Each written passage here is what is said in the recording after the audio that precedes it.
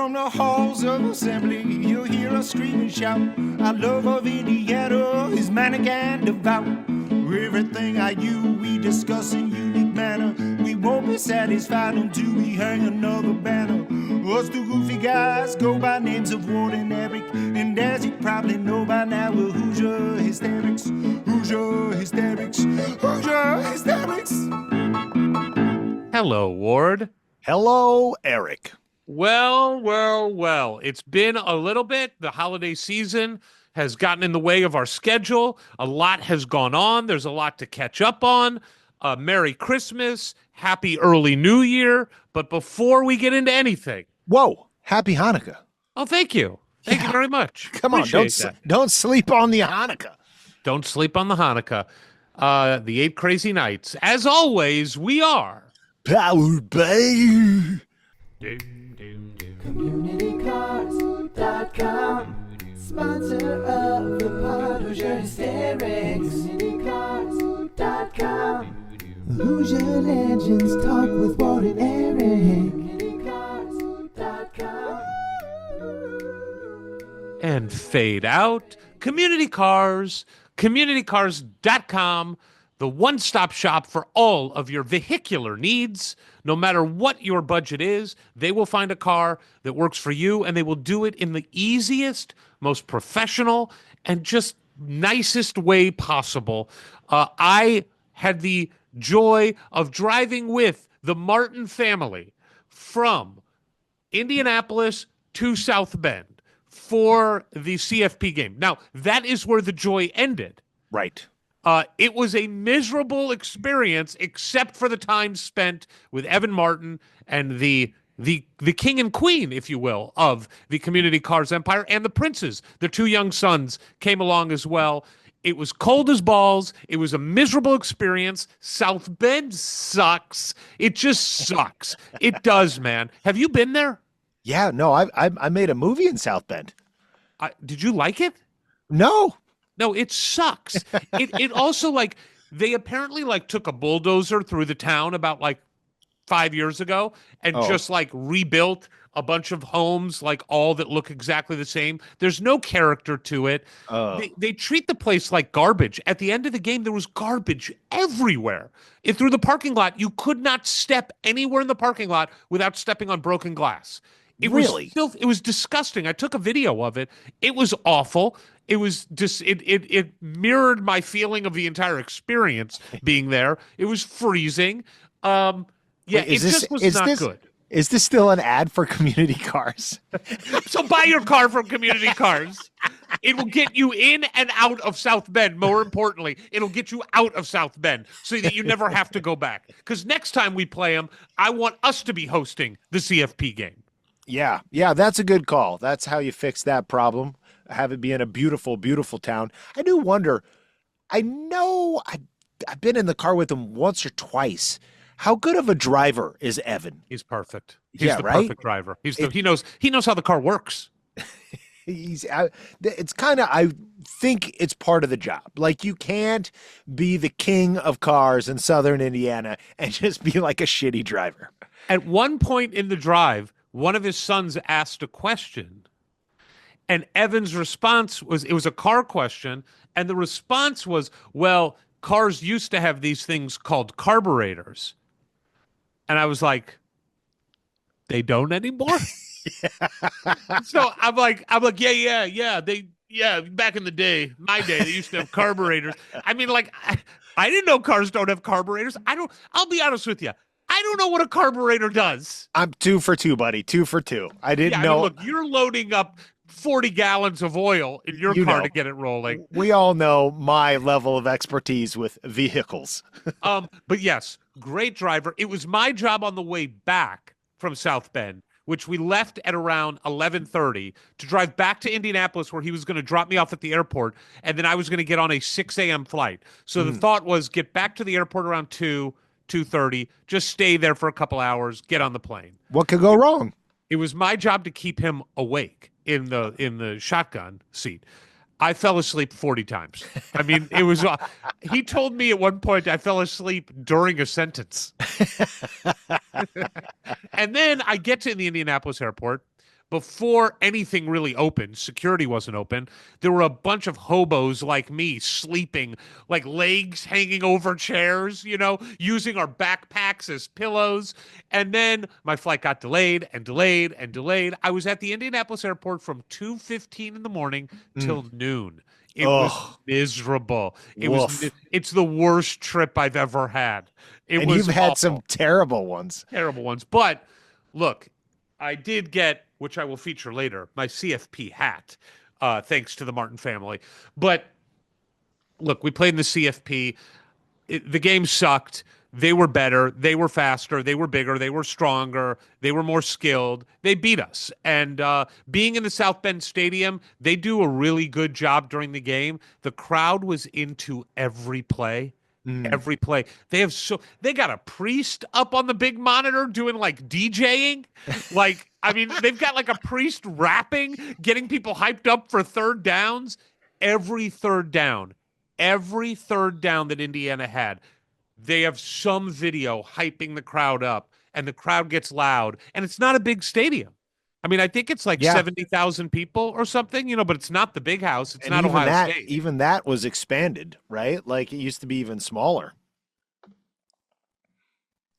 Really a disheartening experience there. But another football experience that you just got back from Pittsburgh. Tell us about the Pittsburgh experience. A most unexpected Christmas, we'll call it Pittsmas. Was my wife, Annie, works for Netflix, and she does the talent casting, right? So you watch a Netflix show and the guests, the hosts, the judges, not the normal people reality casting, but sort of the experts or the celebrities who are there. That's her job. So in this case, with Netflix now broadcasting their first ever 2 NFL games, it was a little bit of a will she or won't she, and it turns out she did, in fact, have to go to Pittsburgh to keep an eye on all the different talent there and just kind of on behalf of Netflix, make sure the talent is taken care of, make sure the talent does their job the correct way. Before the show, during the show, halftime, the whole thing. But as we know, that game was on Christmas Day. So after a difficult conversation with our children that we would not be spending Christmas at home, well, it was up for debate. We could, but it just wouldn't be with their mother. So tears were shed, and the ultimate decision was that I would drag the kids with me across the country to Pittsburgh. So Annie did not have to spend Christmas Eve and Christmas Day by herself. So, never in a million years would I have said, yes, I'm going to be spending Christmas Day watching a Steelers home game against the Chiefs with my 2 children who could not give 2 shits about professional football, just barely Indiana football because of the game at the Rose Bowl, but certainly not at all. Like maybe if it had been the Colts, they would have like gotten up for it a little bit, but like no, to be spending Christmas Day, not at home in their PJs opening presents, but in the middle of like 80,000 terrible towels. I was there for it. My kids were not. I could not get them to come around and be excited. But to see Annie down there on the sideline doing her thing, waving across the football field to us because they did get us really good seats. It was certainly a Christmas we'll never remember. I will say probably what you do know you just said it will be a Christmas we will never remember. We will never forget. We will never forget. You know what? Maybe we won't remember it. Maybe we will block it out.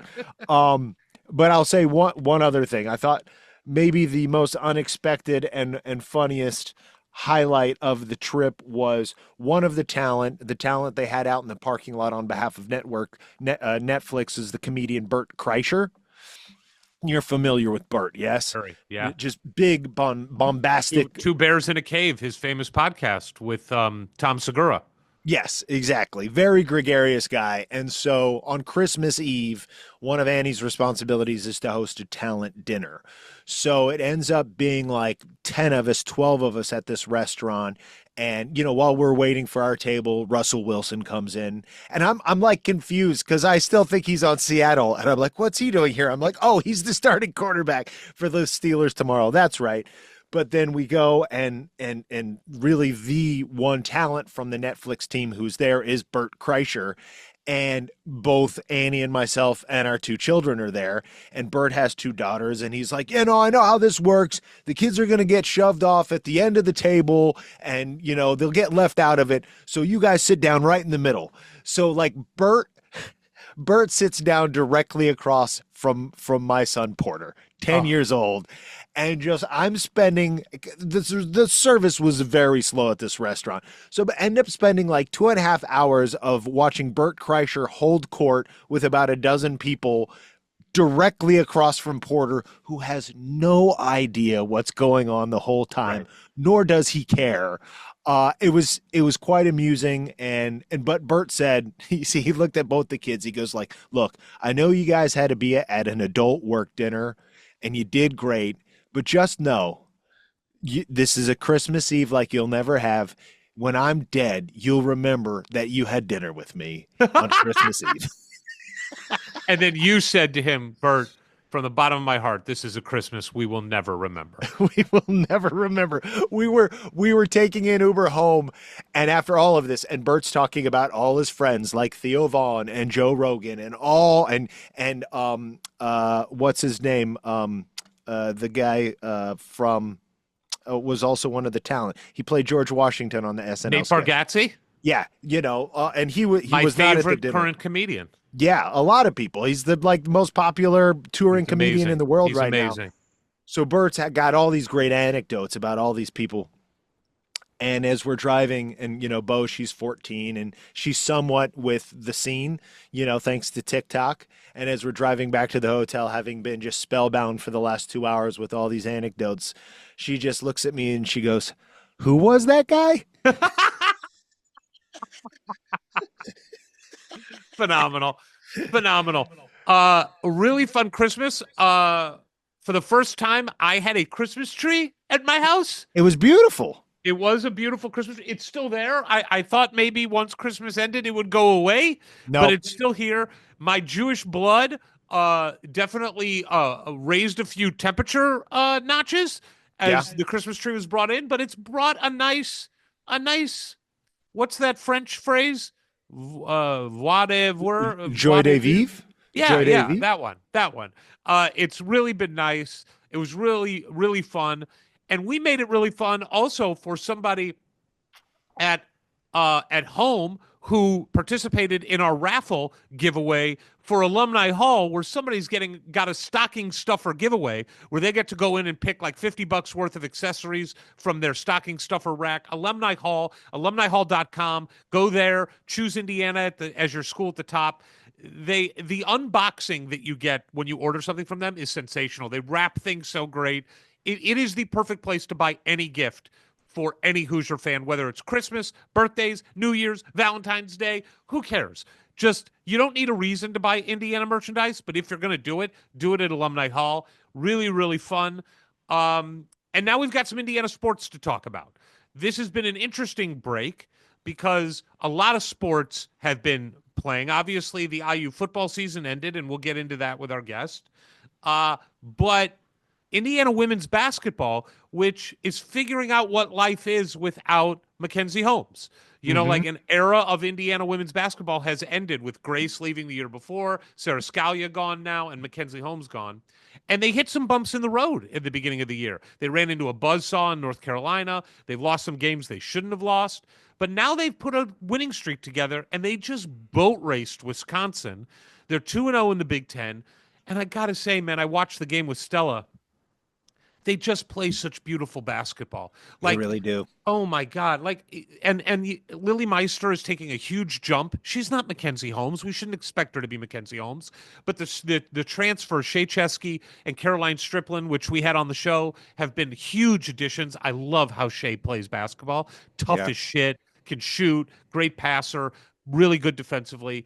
They're just a joy to watch. They are a joy to watch when they have the most talent on the court, and they're a joy to watch when they don't. Sydney Parrish is basically playing on one leg, battled back from a knee injury. She's got a giant brace on the knee, and she filled the stat sheet against Wisconsin. 13 points, 5 rebounds, 4 assists, steals. Just, they are a joy to watch, and I am excited to see if they get to the tournament this year, it is a remarkable accomplishment because the Big Ten is stacked. I think it's 5 of the top 10 teams in the country are in the Big Ten. UCLA is number 1 right now, right? UCLA is number 1. USC is number 4 and could easily be number 2. USC just beat UConn recently. God, Ohio State's up there. Maryland's up there. Michigan's really good. Like it was a brutal conference before UCLA and USC joined it, but Coach Morin has just earned that faith. Where, like, okay, you at a certain point, your potential is capped because of talent and or experience and or injuries, but she's gonna get the most out of the team. Whatever the maximum is that this team can be, like, it's already clearly starting to come together, and we're just starting into the meat of the schedule and the heart of the season with Big Ten going. And you just know they're not going to underperform and that they're going to be greater than the sum of their parts. Couldn't agree more. And then there's the opposite. And we got to talk about it. We got to talk about Indiana men's basketball. Today is Monday, the 30th. Indiana played yesterday against the mighty, bellwether team. I think they are referred to as the barometer because that's what you measure yourself against. Winthrop, that I can't even tell you what the mascot is. Eagles, they're terrible. Right? Aren't they? I feel like they're an Eagle team. Okay. I'm not sure, but I think makes sense. We'll call them the Eagles. They're ranked somewhere around 200 in the net and 200 in the statistical rankings. They're terrible. They can't shoot threes. They lead the nation in free throw attempts, but they don't shoot a high percentage. They're like 250th in the country. But just because they take so many, they're still second in makes, but they're at like 66% or something like. They're not good. Yeah. And it was a 1-point game with 3 minutes left in the game. And if they weren't god awful, they would have beat us. It has fit the pattern of Indiana basketball games this year. They are unenjoyable. And last year. Fair enough. Yeah, they are. I enjoyed last year's more. I'm not sure why. But there is this, look, I remember very, very distinctly in the pre-conference season last year, a lot of people were getting excited and overexcited because we were winning, but not very convincingly against shitty teams. But most people were still drinking the Kool-Aid, and a win was a win. Right. But looking at the statistics, looking at the metrics, looking at the Ken Pom and the Torvik, it was like, this is fool's gold. And we discussed that. But I think the larger fan base was like, no, we're winning. We're like 10-1. 10-3. Yeah. Right. Like, it's cool, guys. It's cool. But I think the jig is up and people know that this is bad basketball. I mean, it's just bad basketball to watch. It doesn't matter what the final score is. Just watching the game makes your eyes bleed. Yeah, and it's not that it's just bad basketball, which it is. Tom Crean's first couple teams were bad basketball also, but they fought like hell. It was a bunch of nobodies like Devin Dumas and Nick Williams and Malik Story who really shouldn't have been playing at that level, but it did seem like they cared and they tried. And now it feels like we have a team that is loaded with mercenary talent, many of whom don't care to really be there, it seems. I put out a video yesterday, and the big story of yesterday was Oumar Ballo not playing because of a lower leg injury that Woody, in the press conference afterwards, says he wouldn't discuss. What? Mm-hmm. Well, and then he would address it today, meaning what? Huh? It doesn't sound like a leg injury. And it's 49-46 Indiana. Winthrop has just gone on a little run to cut it to 3. There's about 16:50 left in the game, and the camera finds him and the James kid. I don't even know his full name, to be honest with you. Yeah. But the guy that obviously Woody did a favor for his father to put him on the team. And they are yucking it up on the sidelines. They are laughing. Ballo's got his head in his hands. It's so funny. And I put it out there, it's good to see everybody locked in on the intense game against Winthrop, where we're up by 3 at home. It is unenjoyable. I saw that happen, obviously in real time. I was on delay, so I didn't text you at the time. But when I saw that happening, I was like, oh, Eric's gonna get pissed about that. I knew that would rub you the very wrong way. It's just indicative of a culture that is non-existent at Indiana right now. This team does not play for each other. They don't play hard. It's all fake stuff. Like they dive on the floor one time and everybody gets excited, but there's no real leadership. It's fake leadership. It's fake discipline. It's fake accountability. It's just not good basketball. And the buck stops with the head coach, and we've been ringing this bell now for a while. It's ugly. I still think they're one of the more talented teams in the conference, maybe the most talented team, but can that win a bunch of games in conference? I still think it can, because I do not buy the conference at all outside of a few teams. But it's really hard to watch this team play, and it is hard to accept that this is an Indiana guy born in Indianapolis, played for Bob Knight, running a program that looks and feels like this. People usually complain when a team is said to play to the level of their competition. And with Indiana, I think that's true, but only against the bad teams. That's right. It's exactly right. I'll also say, look, you know how Kanan Carlisle missed 3 games earlier this season? It was, I believe, the last game of Battle for Atlantis, and then the 2 games in December after that.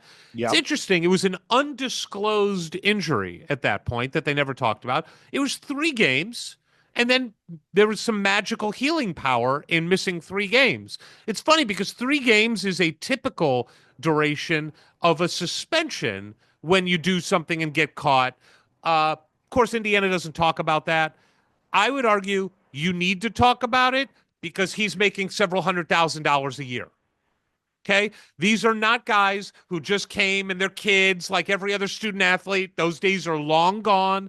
Yep. These guys are paid. He was paid to leave the school that he was at. He came to Indiana with high expectations. He was immediately inserted into the starting lineup. He has since lost his starting spot. He was gone for 3 games with an undisclosed injury. Now Ballo is out for an undisclosed lower leg injury that our coach won't address. There was a picture of Ballo out upstairs the night before. Do you think he injured his leg going upstairs or downstairs? Ooh, could be. I would say going downstairs is harder. Going downstairs is hard. That's where I've had the most trouble. But look, this is an unenjoyable program to support and root for. I still like many of the kids that are on the team. I question the motivation for many of these kids even being on the team right now. Look, money is part of the game, and there are plenty of teams in the country where kids are getting paid a lot of money, and yet they are still playing their asses off, and they're playing for each other, and they're playing for their coach, and they're playing for the school. That does not seem to be the case at Indiana, and you have to ask why. Well, it all goes to the head coach, period. Look, did the head coach miss 19 three-pointers yesterday? No. But is the head coach responsible for the culture around this program that has sapped the life out of the fan base? Yes. And that's where we are right now. That is where we are. And that's where I did not realize that we had a game yesterday until, when I checked my text chain from you and the goons talking about us having a game. I'm like, oh, I guess we have a game today, because that's where I'm at. And where I'm at, I believe, is pretty representative of most of the fan base. Where is my litmus test? It's in these 3, 4, 5 text chains that have various amounts of activity surrounding Indiana sports that has gone virtually dead silent, all of them, since football season concluded. So it's very, very telling to me, people telling stories of not wanting to use their season tickets, having trouble getting other people to use their season tickets. We talk about it all the time, the compounding nature of this regime on top of Archie's regime, on top of the end of the Crean regime, and ultimately, that it's been since 1987, since we won it all, that it all adds up. But there is no doubt that this coach and this program in these last 4 years have created a culture within of apathy, which now results in a fan base that is more apathetic than I have ever seen in my lifetime. Look, maybe we need to talk to Wally. What was it like in the Lou Watson era? Yeah, How I mean, are people he jokes feeling? that he could get up the morning of a game and decide he wanted to go to the game, and they would put him on the bench. Like Yeah. that was during the Lou Watson years, at the end of the Lou Watson years. And there was not a lot of big success in the 60s leading up to that in the end of the McCracken era. Still some great talent, some legendary players, but ultimately, there had been a long spell before Coach Knight showed up. It was well over a decade of just being a middling program, and now we're sadly well past 2 decades, pushing more 3 decades of really not being any good. And I think we're finally running out of steam. I think we finally need a fucking great coach to make us believe again. And that's all it's going to take. That guy shows up, and on day one, we're going to be all in. And it might take a little while to build it back up nationally for people, to start to understand Indiana is one of the greatest places on earth for basketball to thrive.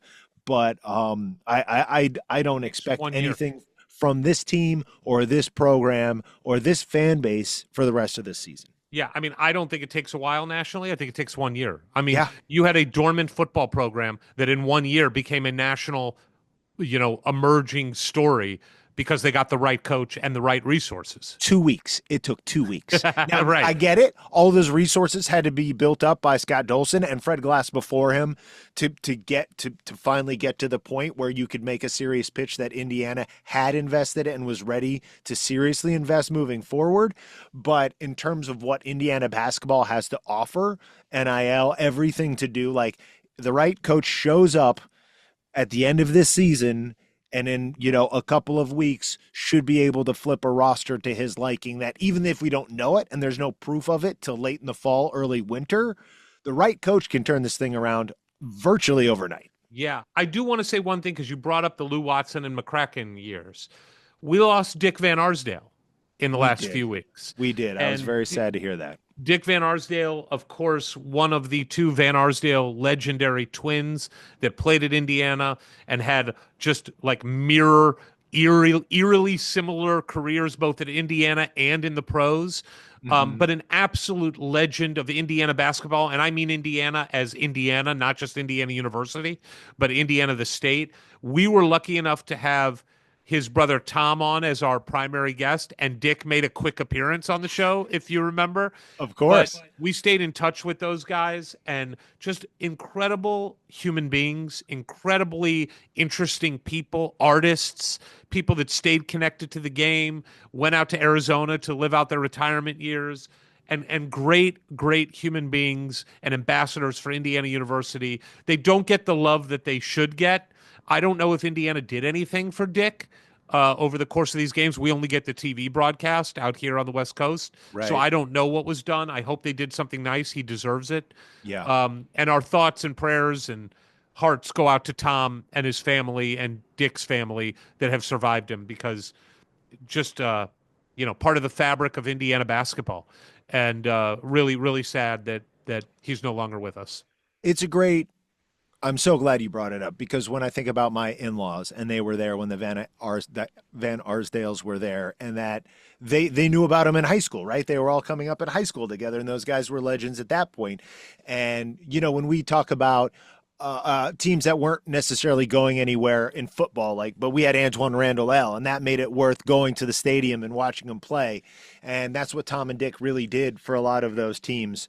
And the one silver lining was, I know sounds totally silly, but those guys are so connected that I was concerned in the days after of Dick's passing that Tom might pass due. I'm like, those guys, like on a molecular level, were so connected. To your point, it was eerie. It's so fascinating. Anybody who doesn't know, go look at those statistics. It is wild how similar they were over the course of their careers, which of course was right next to each other in high school and college. But then when they went on these separate paths in the pros, that they were still so eerily similar down to like decimal points. Yes, like down to single digit differences in career rebounds.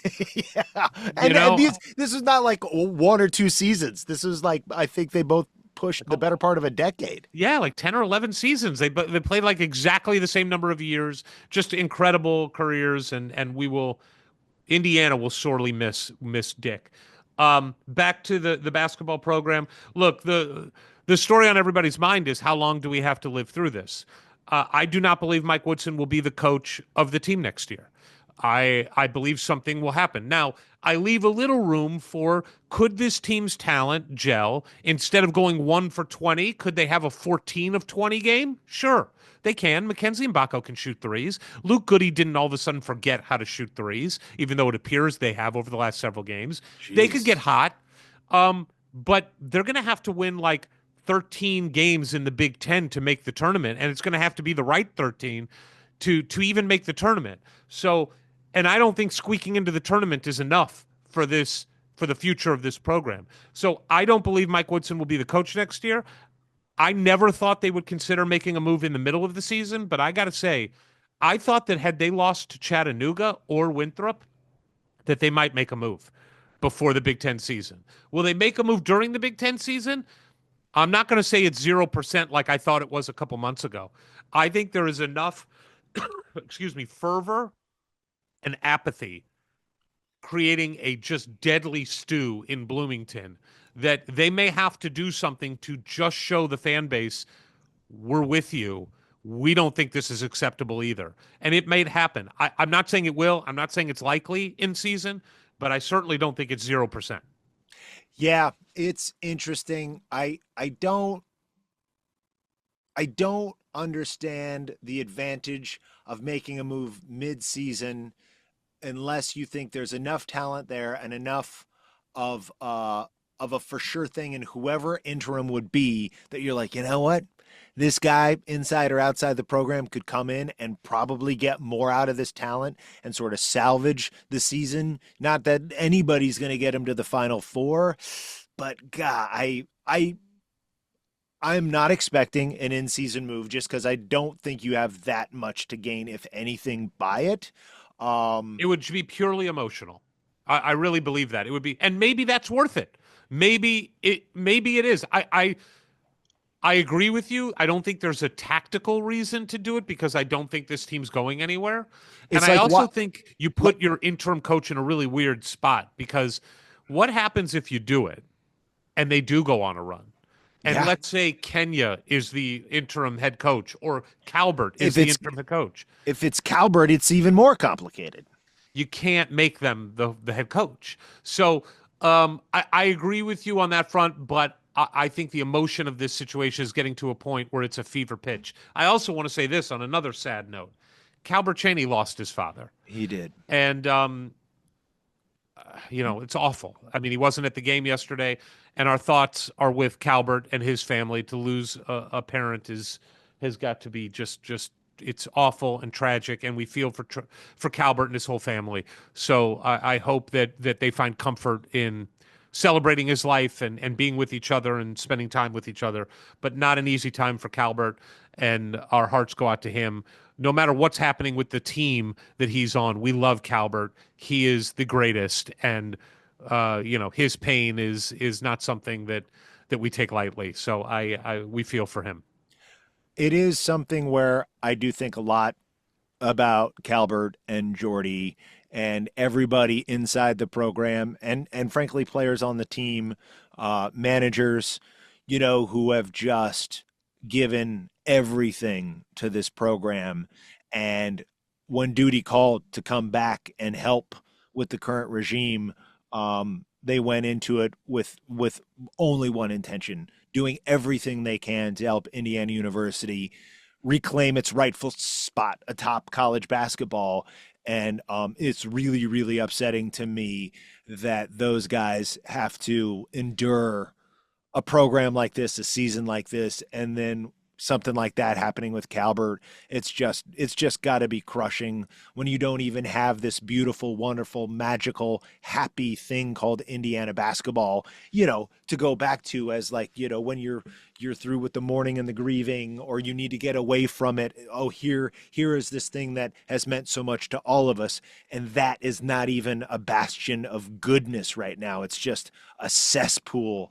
It's got to be a really tough start to the new year for all these guys, but especially Calvert and family.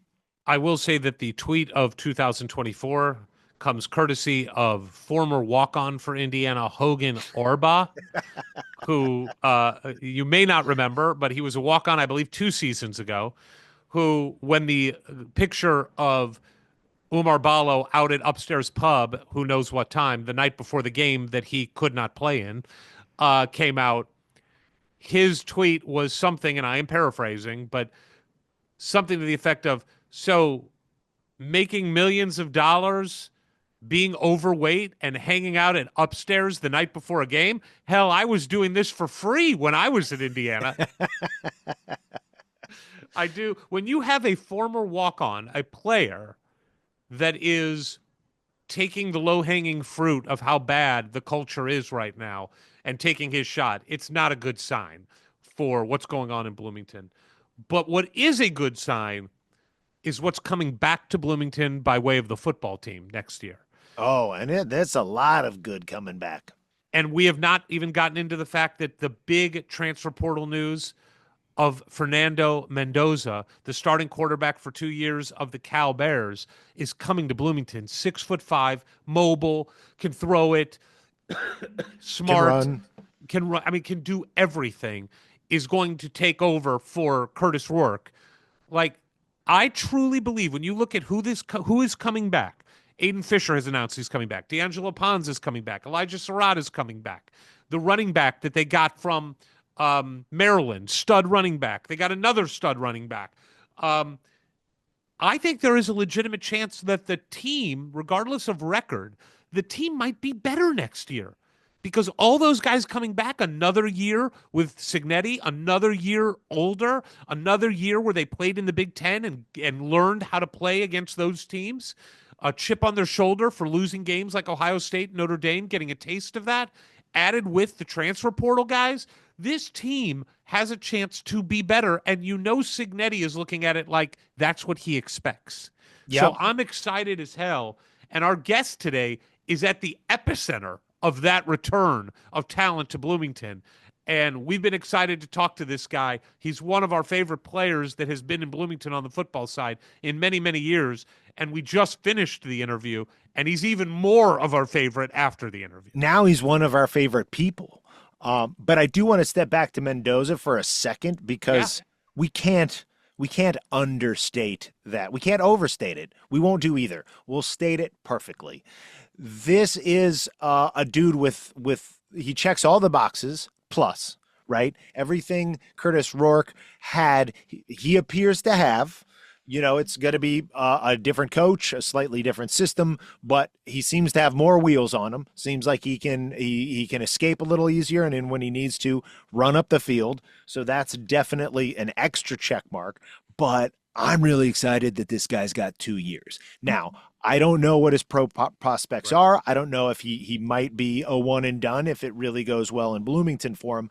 But just the idea that even in the portal age, which Coach Signetti is clearly into, that we might have this guy for 2 years. When you start thinking and projecting out of Coach Signetti's sustained success and what's going to keep that floor high and maybe the ceiling even higher, this guy, I don't think we could have done any better. And I'm curious, our guest today obviously answers this question at his position, but like what's going on with the lines, I think both the offensive and defensive lines, that's going to be a big key to how well we can hold this level of success or even exceed it.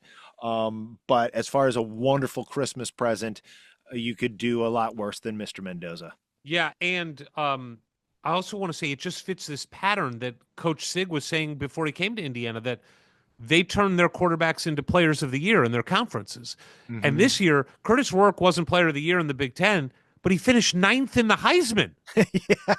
You know, I mean, no one was talking about pro prospects for Curtis Rourke coming out of coming out of Ohio, but Right. now they are. And Mhm. now you go get Mendoza, who has pro prospects. Like, this is a good sign for the future of Indiana football. And it's exciting as hell. And let's just get to this guest because he's a lot better than us talking. He's great. Here comes our guest. Here comes our guest. Ladies and gentlemen, boys and girls, we have a gentleman on the show today. It is his first time on the show, but more importantly, he is back. He is back for another season with the Indiana Hoosiers. This isn't breaking news. This news broke recently, but we couldn't be more excited to have him on, not only to talk about the season he had, but the season he will have next year coming back with the Hoosiers. Eric, more details, and specifically, who are we talking to? Hailing from Ashburn, Virginia, where he attended Stonebridge High School, and he led them to the runner-up in both his junior and senior year campaigns. He was named the Region 5 seed Defensive Player of the Year his senior year. He was two-time first-team All-Region. His senior year, he had 34 tackles for losses. 34 for losses. He had 15 sacks. As a senior, he was all Metro honorable mention. He then, of course, went to go play for a coach you may have heard of named Curt Cignetti down at James Madison University, where he played there his freshman year in 2020, injured in 2021, came back with a vengeance, 2022-23, second team all Sun Belt, 2024, of course, he transfers to Indiana University with his coach, Curt Cignetti, where what does he do? What does he do at Indiana? How about 47 tackles? How about 15 for loss? How about 10 sacks? How about 2 forced fumbles? 3 fumbles recovered, and led the team so that I could get a hat like this where we attended the CFP, baby, the best season in Indiana history. He is the anchor of the defense, and like Ward said, he is coming back. Ladies and gentlemen, making his first appearance on the Hoosier Hysterics podcast, please give it up and pay attention to how you pronounce his name. We're tired of people getting his name wrong. It is, and welcome to the podcast, Mikail Kamara. Did I get the name right? You did. See, now, aren't you at least happy we started with that? Because off camera, I did screw it up twice, right? We can let the people know that, yeah. Mikail, a couple things were left off the resume, unless Eric said them and I missed them because he was so rapid fire. But in terms of the resume, just to make sure everybody knows, what we're dealing with here is a third-team All-American and first-team All-Big Ten. This guy selected National Defensive Player of the Week by Maxwell and the Walter Camp clubs, and just basically burst onto the national scene. Anybody who's paying attention and really knows ball knew what he was doing at James Madison, but like so many of his teammates and even his coach needed to go to the Big Ten and show them that it not only translates, it thrives on the biggest stage. Mikail, what's it like to be an Indiana Hoosier right now on December 30th, 2024? To be honest, it's crazy. Like, it's so historic, right, what we did. And, like, to understand how the team has been before me and how we are now, it's night and day. Literally night and day. In less than a year has been complete opposite. So it's a blessing. All right. Well, you've been a blessing to Indiana fans everywhere. Let's talk about the recent news that you are coming back. Let's start there. What went into this decision? Were you thinking about it before the season ended, or was it something that you put off until, the season was officially over? How'd you go through this process? So basically all right, let's back up a little bit of backstory. So my goal was to come here to Indiana, really play in the Big Ten, be one and done, and leave, right? That was the goal. I just wanted to come in here and prove that what I did at JMU wasn't like a fraud, and I could do that at the biggest stage, right? So I was playing well all season, and basically when my name really started popping was after that Michigan State game, right? That's when I had, oh my gosh, I had 1,000,001 agents calling my phone, 1,000,001 trainers. I had this, that, and the third, right? So after that, now again. I was already thinking about entering the draft. Like that was before the season, before anything happened. I knew that I was going to go out there and perform. Right. So we started getting towards the back end of the season, and I started just kind of see my draft grade and kind of just understanding, the reals of the NFL. And I think in my best interest, and especially to come back and support my guys, I think it was better for them to come back and play one more season. So I think, so instead of being, a fifth, sixth rounder, simply just because they don't really know me, I didn't have the hype coming into the season like some of the other guys did. I could be, get the first round bid basically as I'm supposed to. As long as I go out there, do what I did last year, do that again next year, which I have no doubts about. So I'm excited for it all.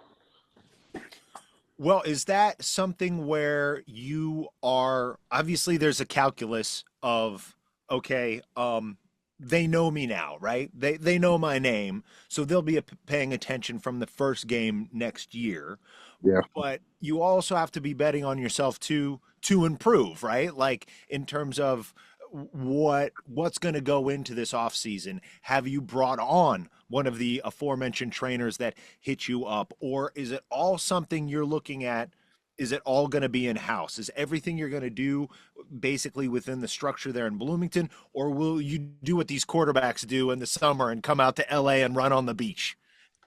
So it's gonna be mostly in house, right? It's gonna be kind of my mindset after this season. This is like when I was making my decision, right? After this season, I will consider myself a professional, and when I say that, I mean like I'm gonna be eating like a professional, training like professional, sleeping, doing all these things like I'm in the NFL, whether I'm in it or not, right? So that's the biggest change that I'm gonna be making is taking care of my body way better, right? That's something important. Um, and then I'm also moving positions. So it's basically still the same defensive end package, but I'll be more of what Linnell Carr played. So I'll be a little bit more on the edge, a little bit less of that three tech, Ben 5 era. So I'll be rushing the passer way more, right? So that's something pretty important to me, especially important to the scouts. So continue to get my sack totals up. And then after that, me and my position coach kind of came up with a quick little game plan as far as all the things I need to improve on, all the things I need to continue getting better on my strengths. And I need to continue getting better. Kind of a little game plan going into the next season. So I think just with all that and just understanding that this shot is still out there for me to relive my dream, right here, my name called by the commissioner. That's all the motivation I need going into this offseason. Awesome. Hey, real quick, Mikail, just make sure your hand doesn't cover the microphone. It's rubbing up against the mic every once in a while, and it muddles your voice just a little bit. No big deal. Okay, so I want to talk about you make the decision to stay. Do you call Coach Signetti? Like, look, we have just gotten to meet Coach Sig over these last year or so, and we're terrified of him. He is scary. He seems like he is just a lunatic, crazy person, intense as hell, and we love him for it. But did you call him, and does he express happiness when you tell him the decision? I actually, I actually ended up texting him. So I texted him, but I called my position coach. So I guess that kind of shows kind of how Sig is, right? But he was excited. He said I wasn't a cheap date. That's what he said. Not a cheap date, but I was, he was able to get, all the things I needed for me to, come back, all the things that I wanted. So I'm really happy. I'm excited. My position coach, he was ecstatic, especially because, to keep me back and some of the young guys that Duke, Mario, some of the young guys, I'm going to be training them. Tyreek Tucker, who's coming up as well. We kind of all be training and working out together throughout the entire offseason. So I expect big years out of those guys as well. Well, to take it back to like you were saying that sums up Coach Sig for you, this idea that he's very much a CEO of this operation, and that these position coaches, he's very much coaching them and they're very much coaching you. Is that pretty accurate in terms of like most of the time Sig isn't getting down there and showing you, how to do the swim technique to get to the quarterback. He's just making sure your position coach is doing what he needs to do. basically. So basically, like, when it comes to the off season, I'm probably not going to see Coach Sig again until spring ball, right? So Wow. basically, um, unless I have to go up to his office for something, but really, you don't see Coach Sig really. We do our position meetings throughout the off season, so that's where we get a lot of time with our position coaches, and then especially Coach Dio, who's our strength coach. I see him 24/7, whether I want to or I don't. I'm gonna see him 24/7. But basically, his philosophy is he coaches the coaches, and then the coaches coach us. I love that. You know what? I want to jump. We've got a lot more to talk about this season, but I want to jump a little bit back into the time machine because I read an article about the first time you and I believe your dad were in a meeting with Coach Sig, and your dad did not like him and was like, "No way are you going to play for him? No way would you choose to play for him." Can you walk us through what that meeting was and why you walked out of that meeting going, "This is a guy I want to play for"? Uh, so I'll describe the meeting a little bit, and then I go into my thought process. So basically, the meeting was, we went in there, and we was talking. He had his feet up on the desk, just like his hands like this, his feet up on the desk, right? Me and my dad are there talking, and he's basically like, we're talking, and he's like, I'm not gonna beg you, but if you want to come here, you can come here. And I'm a high school kid. I didn't really say much. I was real shy and kind of quiet back then, and I was just kind of just like, okay, like, all right, that's cool, right? So we left, got in the car. My dad's like, I don't know how I feel about this guy, especially because my second option was Kent State, right? And Kent State, they were calling my phone all the time, calling my pop's phone all the time, wishing me happy birthday, tech all the time, right? And he's like, so you rather go with this guy who doesn't really want you, right? Versus all these guys who are singing your praises and on you all the time. And I was just like, yeah. Like I really couldn't. Every single time I look back at that meeting, I couldn't really tell you why. I just feel like that's just God's plan, right? Um, and look where it's got me, right? But I couldn't really tell you. I know the only real reason I could say that I went to JMU is because it's closer to home than Kent State. But it was just a feeling, just being there at James Madison, kind of going around the town, seeing the players and stuff. It kind of just fit. So Was there part of him not fawning over you and not blowing smoke up your ass that made you go, you know what? I'm going to show this guy.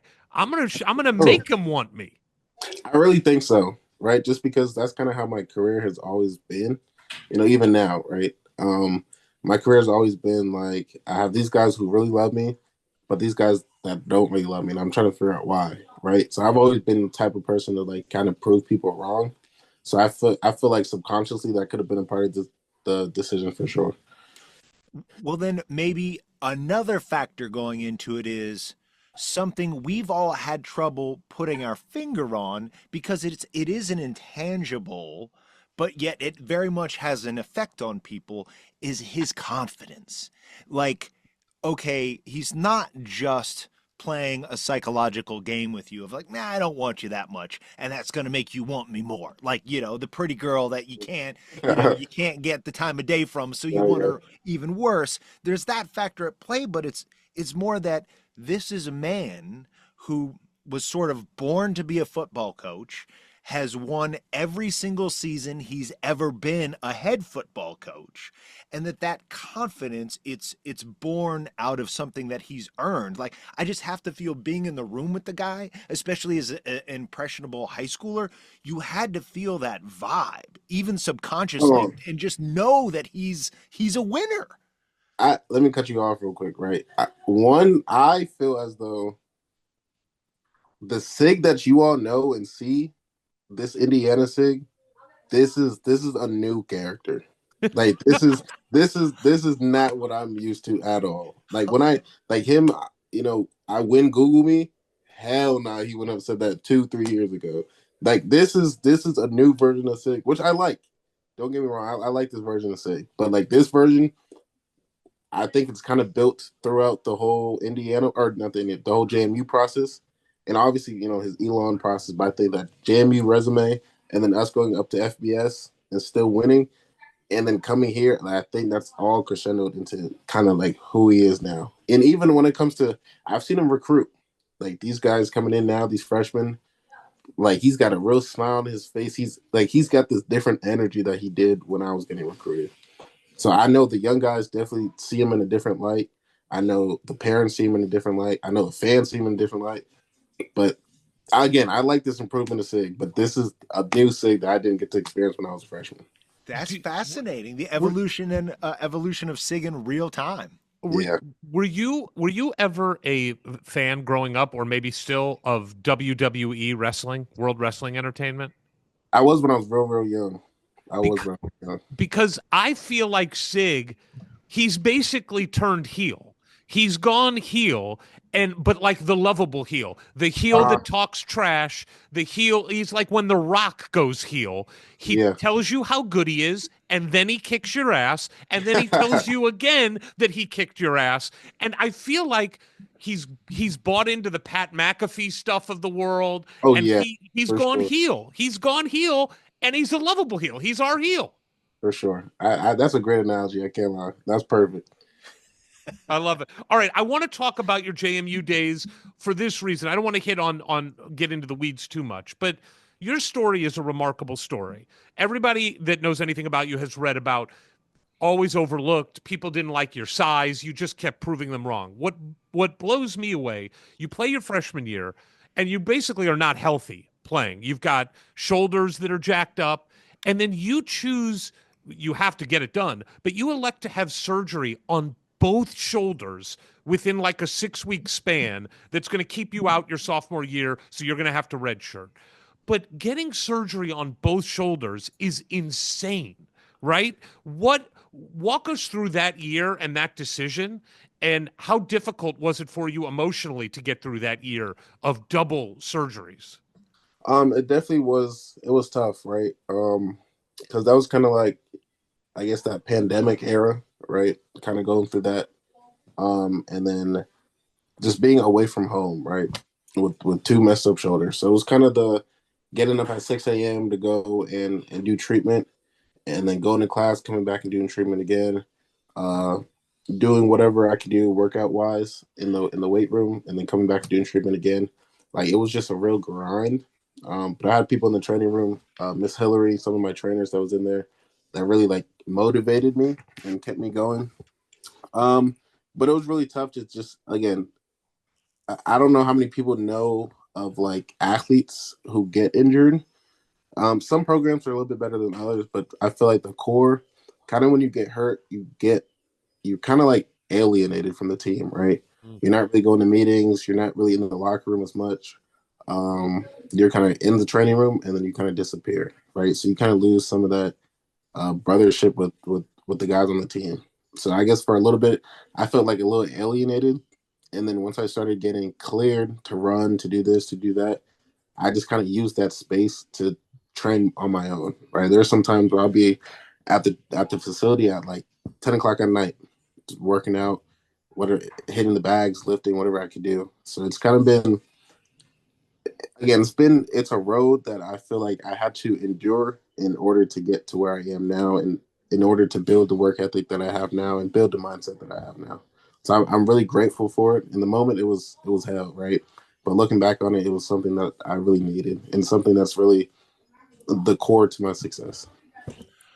I read about your film study. You know, you look at formations, you kind of figure out tendencies from formations, and I wonder, particularly when you're forced to not be on the field, you know, and maybe this even goes back to high school when you're injured at JMU up to present day. Are you just kind of a bit of a film nut? Do you look at the games on Sundays? Are you looking at particular players and trying to pick up some of the techniques they're using on Sundays that maybe you can incorporate to your game? So it kind of depends, right? So when we're in season, I'm more about just watching my film and watching whoever the opponent is, right? That's I'm pretty much doing that from the time the game is over until the time the next game starts, right? I'm doing that 24/7. And then the off season, like right now I'm just chilling. I'm not watching. I'm just watching football for enjoyment. I'm not watching no film. I kind of put all that down. But the off season when I get back to school, me and my coach Buddha, we're gonna go over all the things I need to improve on. So I'm gonna watch all my tape from the entire season, see what I did good, see what I did bad, see what I did mediocre, go from there. And then I start to study some of the guys that I feel like I play similar to, or some guys who I'm like, I like that move, I'm gonna take it. Right. So some of my favorite players to watch, the big time guys, is like Max Crosby. Uh, the first person that I ever watched, like my junior year of high school, was Von Miller. He's always been my guy. And then Aaron Donald, that's everyone's GOAT, right? Sure. Aaron Donald, Kwity Paye, who plays for the Colts. Heck So yeah. those are just some of the guys that I watch constantly to kind of just you see different levels, right? You got the Aaron Donald, who's a freak of nature. You got Max Crosby, who's 6'6". You got Von Miller, who could bend like hell, and you got Kwity Paye, who's just like a technician, right? So I get to see all different levels of football and put that into my game. You seem like everything I've read about you, seen other interviews, and even just talking to you now for the last 20 minutes, you seem like a very intellectual person. You seem like you're a guy who gets into the intricacies of things. Has that always been the case? Were you a good student growing up and interested in learning? Where does this come from? This comes from my foreign parents. That's where it comes from. So my mom, she's from Jamaica, and then my pops, he's from Sierra Leone, which is in West Africa. So they've always been about school, right? They've loved me playing sports, but it's always been about school first. There's plenty of times where I've had to miss, a tournament or two, miss a game because my grades weren't right. During the summer, instead of obviously I'm going out and playing and still enjoy the summer, but there's plenty of days where I'm inside doing, math books, reading books, some type of assignments, right? So it's kind of been something that's just always been instilled in me. I didn't really have a choice, to be honest with you. Didn't really have a choice. And then kind of when I moved to college, that's when I started to, watch some of these mental health podcasts and things like that. Listen to a couple of audiobooks, and just that's when I started to like learning about more of like my brain and how like humans function and things like that. So that's kind of where I am right now. I'm always thinking like me and my boy, my old roommate, Seth, who was at JMU, me and him would sit down on the couch and just have these deep conversations. Just kind of talk about life, talking about, why people do certain things, why people don't do things, why people are successful, why people aren't. And that's kind of always been the place where I sit at. I feel like if you can understand yourself and understand your mind, then you can really conquer the whole world. Love it. You sound like you may be a psychology or a philosophy major. Or what are you studying? If not, people and life. What is your academic focus? So I was originally a computer science major, and then I had this to sit down with my parents actually, and I was like, this is kind of like computer science was kind of like my backup, right? If football doesn't work out, then I could do that. And I kind of had to sit down with my parents, and I was like,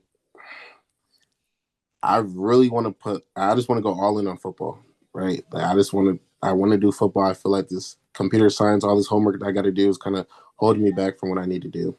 So I ended up switching to sports marketing. There we go. There we go. So I switched to sports marketing, and then I was really just using all that extra time now to work out and do what I needed to do. And then unfortunately with the whole transfer thing, which is something I hope they figure out, they change. But with the transfer thing, most of my credits didn't really transfer over. Right. So I had to settle for liberal arts. So that's why I ended up getting my degree in this past semester. But there's nothing wrong with a liberal arts degree. You can host a regional podcast when it's all said and done, if nothing else. That's actually something. So when I got into college, my first 2 semesters, like gen eds, I had to take a couple psychology and philosophy classes, and those were the 2 classes again. So actually, back up, right? Coming into freshman year, COVID. This is right before COVID. I graduated early enrolled in January. First semester, almost failed out of college. If it wasn't for COVID, I would not have prevailed. But the only two classes that I did really good in was my philosophy and my psychology classes. There you go. Yeah. I like. Are there authors or podcast hosts that do mental health or mental acuity podcasts that you continually listen to? Are there like a couple of people that are like your guys or your women that are your go-tos? So one of my go-tos is Diary of a CEO. That's one. The other one, Chris Williamson. That's another one, and I can't think of anyone else off the top of my head, but those are basically the top two. Got it. All right, so let's get to JMU. You have an unbelievable season in 2023. JMU is the story of college football outside of, the Georgias and Alabamas that are normally there. But JMU has exploded onto the scene. Kurt Signetti starts to become a bit of a national figure.